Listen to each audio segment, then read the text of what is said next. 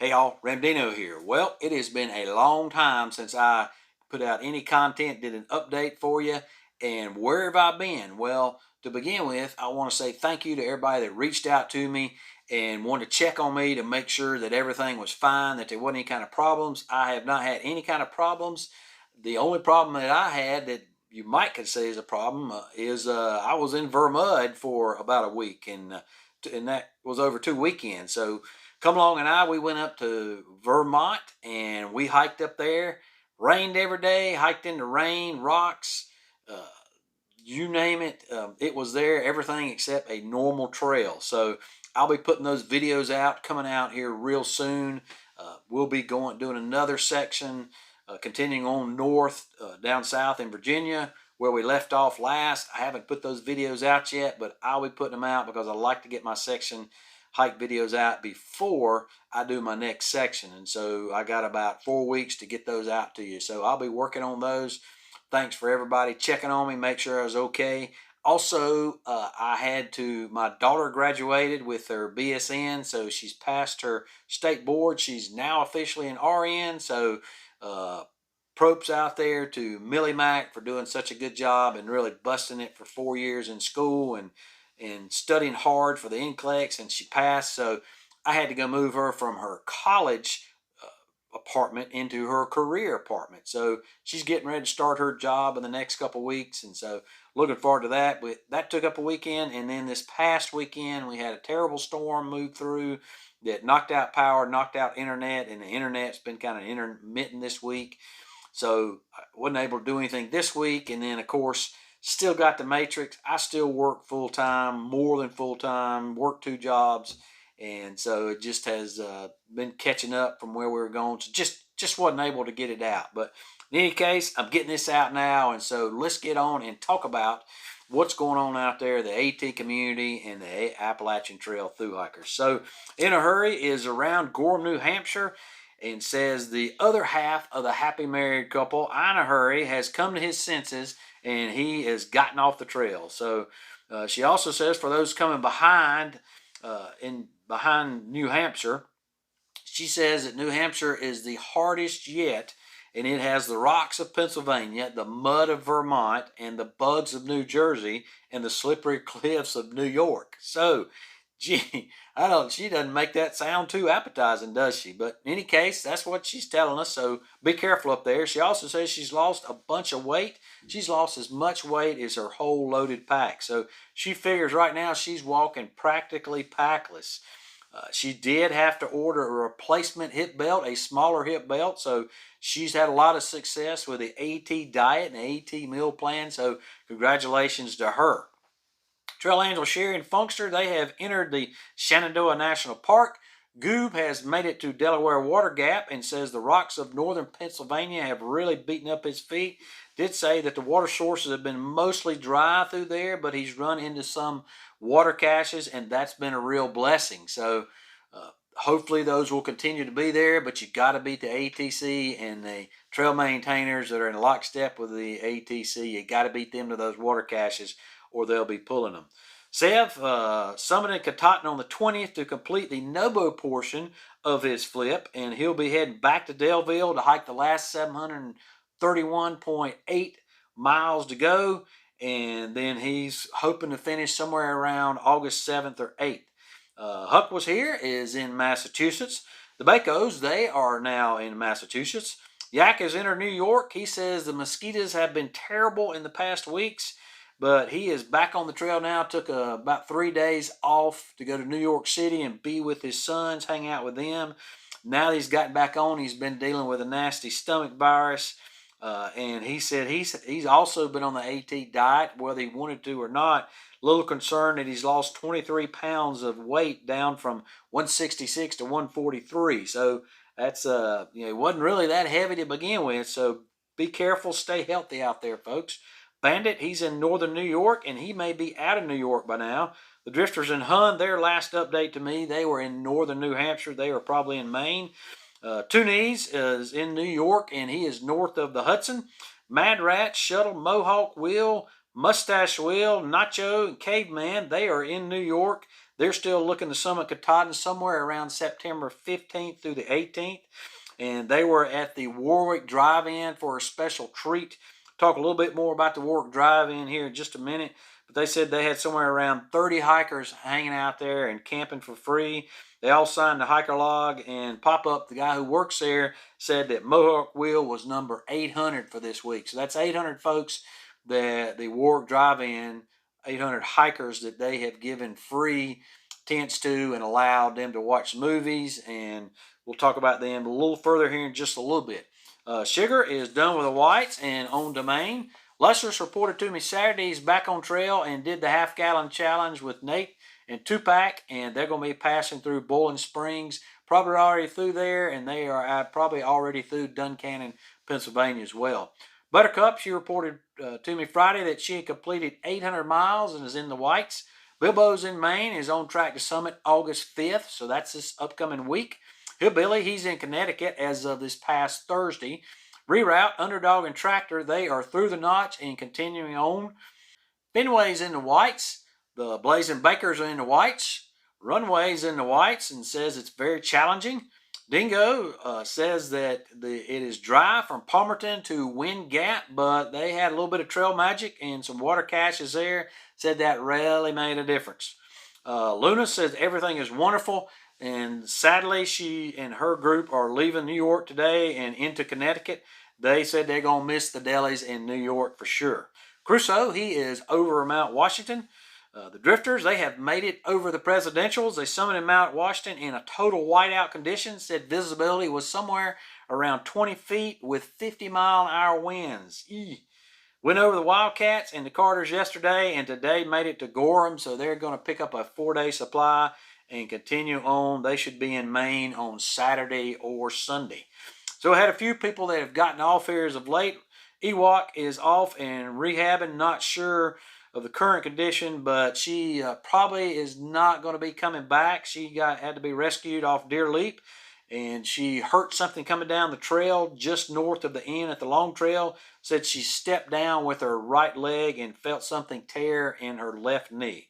So she had to be evac'd off the trail from the trailhead with some hikers helping her down to the trailhead. Roll Tide and Yogi, also known as the Brits, they are off due to the passing of her brother and are on their way back and are in fact back in Alabama now. So I actually got another update from them a little while ago, and so of course that's rough for anybody. And whatever you do, if you pray out there, send them your prayers and blessings. If you just do good wishes, then do that for them as well. But let them know you're behind them. They didn't really indicate about if they were going to be able to hike or not, and really now is not time to be worried about hiking. Now is the time to be worried about their family there. So if we see you out there, Brits, then we look forward to it. But otherwise, please take care of each other, look after your family, and certainly my prayers and my blessings go out to you. Outlaw is off due to breaking her leg and wrist coming off the last rock down at the Pinkham Notch. Legend's off due to an ongoing injury, just could not work through that, and so Legend got off, and then the Vintage Hikers have gotten off in New Hampshire. So we had summits, a lot of folks summiting. This is getting to be summit season now. Bubbles are coming into Maine right now and northern New Hampshire, so we're going to be having more and more folks summited. So, and there has been more than this. I obviously don't keep up with everybody that's out there, but Traven Beats, he summited after hiking 190 miles with a broken hand, and then went down the Knife Edge Trail back down off of Baxter Peak there. So congratulations to him. That's just crazy to have a broken hand for 190 miles, but in any case, that certainly shows perseverance. Just a Farmer, he is summited. Whisper summited. He started his hike February 24th and summited on July 22nd. Captain America, he summited with his brother Oops-a-Daisy, who he picked up in the 100-mile wilderness, and then he also summited with THru HIkers Rapture, Yak Track, Pneumonia, and Skeeter. Kitchen Sink has summited. Birdman summited, and he also was on the AT diet and lost a tremendous amount of weight as well. Bam and Hero, they summited, and they are the couple that was hiking for hunger. Ali Sylvester summited, and Mike and Kathy have summited. So on last count, or the last summit registration I saw was 155, although I had somebody report in that it was much higher than that. So if you have summited, send me your summit pictures. We want to feature you and call your name out there and show your summit picture and celebrate with you. Also, I'd like to know what your summit number was. So you can just tell me or send me a picture of your summit card, whatever it is, so that we can keep track of how many Nobos have summited. So some trail news out there. Hopefully by now you've heard that Max Patch is closed to all camping for the next 2 years. So THru HIker, section hiker, don't matter. Max Patch is closed to all camping. So you can still go up there, but you cannot camp up there. So they had a complete fiasco that looked like something out of Woodstock up there a couple months back when people were still trying to escape the cities for COVID. And they went up there, and the whole place was just inundated with people really that, a lot of, I guess, not that, I don't want to say it's disparaging, but Walmart gear. So really heavy gear, obviously people that were not typical hikers. A lot of that gear was left behind: coolers, food, trash, poop, toilet paper. New fire rings were made. A lot of damage was done up there, and so the Forest Service had been working for a couple years trying to work with people to limit the new trails that were made up there across the top, and unfortunately it's just not been working, trying to do the best to stop the damage that was occurring up there. And so the only way they know to do that now is just to shut down the camping up there, let that place have an opportunity to recover. So you can still go up there to watch the sunrise or sunset. They are still leaving it open, so you can go. It's closed 1 hour after sunset and open 1 hour before sunrise. So you can still see sunset and sunrise. You just can't see them from your tent. The flood that closed the trail in Massachusetts, that section of trail has reopened. Just understand there's probably going to be a lot of mud, and anytime there's flooding somewhere, it's going to be really deep sediment, really loose sediment, mud, sand, probably going to be some trees and stuff like that up there. So just keep that in mind in that area, and that's around the section of the AT in Massachusetts there, around Nobo Mile 1523. To Nobo Mile 1524, which is the Route 7 to Kellogg Road, and then also the Hot Brook section in Tyringham, which is around the Jerusalem Road and a Tyringham Main Road. So that's Nobo Mile 1543 to Nobo Mile 1544. So the bubble is getting spread out this time of year, as well as intermixing with some subo hikers and people coming down. And of course, as usual, you always have your section hikers and day hikers out there. And but it looks like there's a pretty good bit, pretty centralized section of the bubble that's in somewhere from Massachusetts to northern New Hampshire, and still a pretty good sized bubble that is in New York. So it typically, further north you go, the longer in the year, it gets spread out instead of one big tight compact bubble or a few tight compact bubbles. It gets spread out like this, and that's to be expected.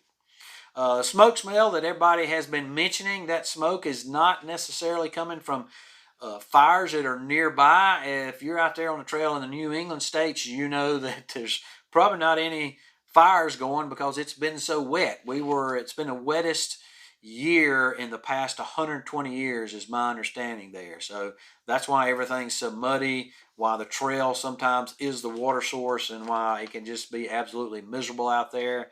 Experienced it firsthand. So, but the smoke smell is coming from when it doesn't rain to knock it down. It's coming from the fires in California. So California hadn't had the rain. They've got terrible drought conditions out there, terrible fires going on out there, just hundreds of fires going, and that smoke will wind its way here. And I've actually seen it here in North Carolina, walking out in the woods when we haven't had the rain to knock it down. It has been smoky out in the woods, and that's where it's coming from. Whispers, our northern correspondent, he says the recent rain has really done wonders to recharge the aquifers and the dry water sources there, particularly in the whites. And he says that the water sources have moved 1,000 vertical feet from what they were last year during the drought. So that means that there's water sources 1,000 feet in elevation higher than what there was last year. So that's a good thing because there's so many ridge walks through the whites and through New Hampshire in there that it's good that the water has moved up so people don't have to go down and get the water. And then he also indicates that the AMC huts are back to normal.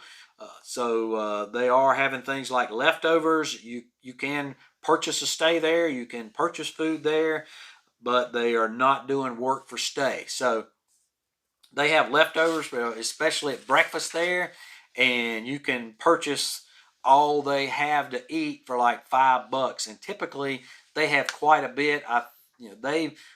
Because it's difficult to get food up there and difficult to get resources there, everything has to be packed in. Then they would probably do a really good job of making sure they don't cook too much. They only cook enough for the folks that are staying there. However, they also know that there's hungry THru hikers out there, so I think they cook a little more. They have leftovers from them. Runway posted that the AMC huts there that you could have breakfast for $5 each, and coffee was $1. And there was enough there that 6 of them feasted on the leftovers. And some of the hikers that were with her was Voicemail, Captain, and Proton. So she also had bought her an AMC pass. So with that pass, you get like 2 pastries and a bowl of soup at participating huts there. So she got her some coffee and got her some applesauce cake along with the leftovers. And so she was fueled and ready for the day. And that worked out good for her. She said that she bought her AMC pass her first night in the whites for $10. And what that gets you is the free bowl of soup and 2 free pastries at participating huts. It also gets a 50% discount off merchandise and shelter overnight stays. And by shelters, we mean backcountry shelters. You do have to pay for some backcountry shelters up there. So instead of the $10, she was paying $5 for them because some of those shelters, they do have caretakers at them. And then some trail angels out there that I wanted to just mention.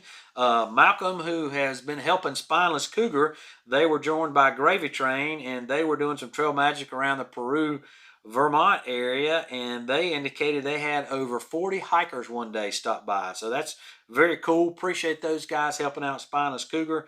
And then also Mad Rat, who we talked about before, was at the Warwick Theater. He indicated that the Warwick Theater there is about 2 miles off of the trail, but very much worth the walk. He says that it's at the point you're still hiking in New Jersey, but shortly after the Warwick Theater, like 3.5 miles north on the AT, you cross full time into New York. He said that the drive-in gives, you can, if you're a thru hiker there, they'll let you camp for free.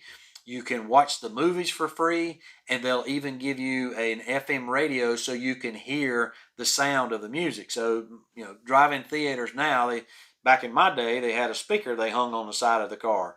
Now you can listen to it through your radio, through your FM radio in your car. Well, because hikers don't have cars, they have tents, they don't have radios. But the folks there at the Warwick Theater will give them or let them borrow a radio to listen to. So that is awful cool for those folks up there.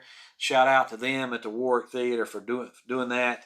Mad Rat said they had about 16 watching one movie, and 2 other groups were further down watching some movies. So he says a really great experience, and the staff there were really great and nice to hikers. So that's cool. Really appreciate that. Folks, again, thanks a lot for the folks that reached out to me. I'm fine. Everything's hunky-dory going with me. Just a lot of stuff going on in the summer. And, hey, that's just the way it is. Looking forward to getting back out on the trail and looking forward to sharing my section hike, particularly in Vermud, with you. So, in any case, that's all I got this week for you. As always, appreciate you, and we'll see you out there.